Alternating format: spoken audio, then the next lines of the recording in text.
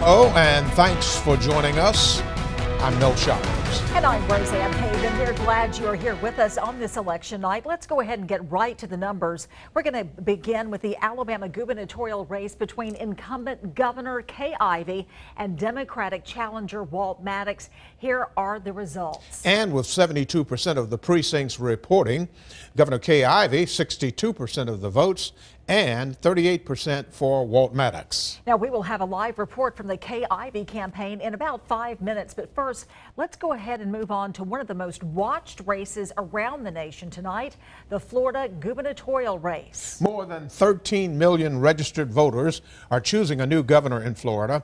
The race between Republican Ron DeSantis and Democrat Andrew Gillum was expected to be virtually neck and neck. And it was. It certainly was, and we're going to hear from Gillum right now. And clothes on your back and food on the table, bring it home. As I shared with you on the campaign trail, I didn't always know what my grandmother was trying to communicate, but I would come to learn that what she was saying is that it wasn't just about me. Y'all, I'm reminded this evening that it is not about me. That it's not about my wife, not Chris King, not Kristen. It's about all of us. This is about the collective. This is about the belief that if we all do good, we can all do good. And we can do good by doing good. That if we all put our oars in the water and row in the same direction, that we can all get further than by ourselves. I still believe that to be true this evening. Even in defeat, I believe that to be true. The question is, we have a choice to make tomorrow morning. Are we going to wake up and bask in sorrow and defeat? Or are we going to get up and reassert ourselves to the mission at hand? Are we going to get up and fight for the things that we believe in? Are we going to get up and say that we still deserve our seat at the table? Look, I said before that I believe that we have to have a table in this state that is long enough, that is wide enough, that is deep enough to fit all of us. I still believe that we got to have that table. But y'all, we're just going to have to do a little bit more work in order to build that table. We're going to have to do a little bit more in order to make our way to it. If there's not a chair there for us, let's pull up our own folding chair. Let's make sure that people know we plan to have a seat at this thing and that we will not be ignored, that we will not be pushed aside, that we will not be pushed into the shadows anymore, that we're here and that we are here to stay. Y'all, I have to tell you, I am blown away by the volunteers that joined with us on the trail. I'm blown away by you. This was from the very beginning an extremely, extremely difficult task. I sincerely regret that I couldn't bring it home for you. But Okay, you've been listening to Andrew Gillum, the mayor of Tallahassee, where he appears to be conceding the race. The winner tonight appearing to be Ron DeSantis, the Republican who had huge support from President Donald Trump. Another big race with national attention in Florida is the Senate race between current Governor Rick Scott and Democratic incumbent Bill Nelson. And it was also a very close race. Let's look at the numbers now.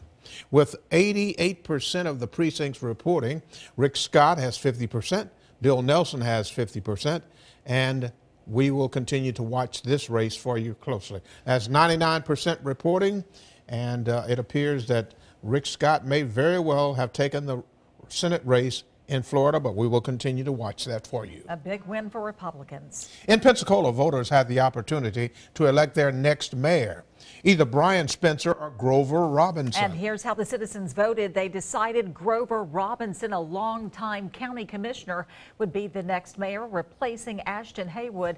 Let's go ahead and check in now with News 5's Brian Clerkley. You had a chance to speak with the mayor-elect this evening.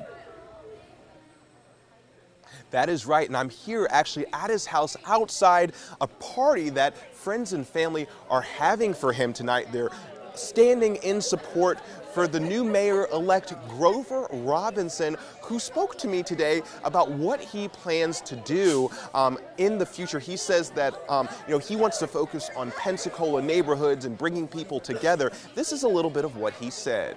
We need to start talking internally. I'd love to sit down with the mayor, the current mayor, and Keith Wilkins, and begin to talk about, what do we need to be doing, how do we look going forward. So absolutely, we got a lot of things to do, and we're very excited to get started. But right now, we're just going to enjoy this tonight. Now, Robinson will be sworn in on November 27th at City Hall. Live in Pensacola, I'm Bryant Clerkley, WKRG News 5. And thank you, Bryant. Back to the Alabama gubernatorial race. As we told you earlier, Governor Kay Ivey has been elected to her first full term in office. Our State Capitol Bureau reporter Rashad Hudson joins us live from Montgomery at Governor Kay Ivey's victory party. Rashad, she had been under fire. Critics didn't like the fact that she did not want to debate her opponent, Walt Maddox, but it didn't seem to hurt her. That's right, Roseanne. That debate did not hurt her at all. Governor Ivey making history, becoming the first woman elected governor, the first woman Republican elected governor here in Alabama. Take a look. We're inside her campaign watch party. Most of the supporters have gone home for the night, but she spoke to them briefly, not mentioning her opponent. She's looking ahead to the future, telling supporters she wants to keep Alabama working again. A lot of the people in this room were part of Ivey's official staff, but the quote of the night came when she took a dig at her critics about her health. She said some people thought she was on her last breath, but she came out strong tonight and ultimately kept her seat as governor. Now, back inside the governor's watch party tonight, she's, like I said, she's moving forward. She said she has a lot of plans and ideas to roll out in the coming days as she moves forward as her first full term. Back to you guys in Mobile. And thank you very much, Rashad. And we understand that we have recorded the comments from Governor Ivey from earlier this evening. We want to play that for you right now. And working together, Alabama has achieved new heights, but we cannot rest on our success.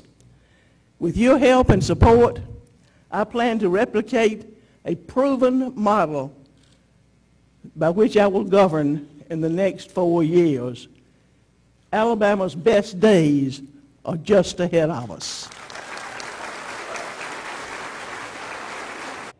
Just a part of the victory speech from Governor Kay Ivey. The Democratic challenger, Walt Maddox, conceded a short while ago. Yes, take a listen to his speech. Now is our opportunity in Alabama. I wanted to be that leader. Unfortunately, that opportunity is not going to come to me. But Alabama needs a leader, and that leader is Governor Ivey. And so I certainly wish her much success. But I also know this, that you in this room have been part of something greater than yourself. The Alabama lieutenant gubernatorial race is between Republican Will Ainsworth and Democrat Will Boyd. The candidates are competing to fill the vacant seat left empty by Kay Ivey. You may remember she was appointed governor after Robert Bentley resigned amid scandal last year. Yes, and her replacement will be Republican Will Ainsworth, as we see Will Ainsworth taking 63% of the vote over Will Boyd's 37%. The Alabama Attorney General race is between Republican incumbent Steve Marshall, who is seeking his first full term in office, and Democratic challenger Joseph Sigelman. Yes, Joseph Sigelman did not win this race. He received 40% of the vote to Marshall's 60%. In the race for Alabama Supreme Court Chief Justice, voters chose a new leader between Republican Tom Parker and Bob Vance Jr.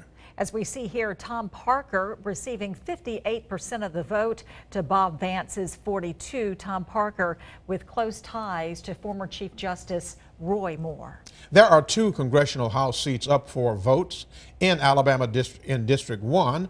Voters chose between Republican incumbent Bradley Byrne and challenger Democrat Robert Kennedy. And the winner is Bradley Byrne. He will continue to represent his constituents in Mobile, Baldwin, Escambia, Monroe, and Washington counties, as well as part of Clark County. News 5's Jason Carter is covering the Byrne campaign tonight. He joins us from the Timber Creek Golf Club in Spanish Fort. Jason?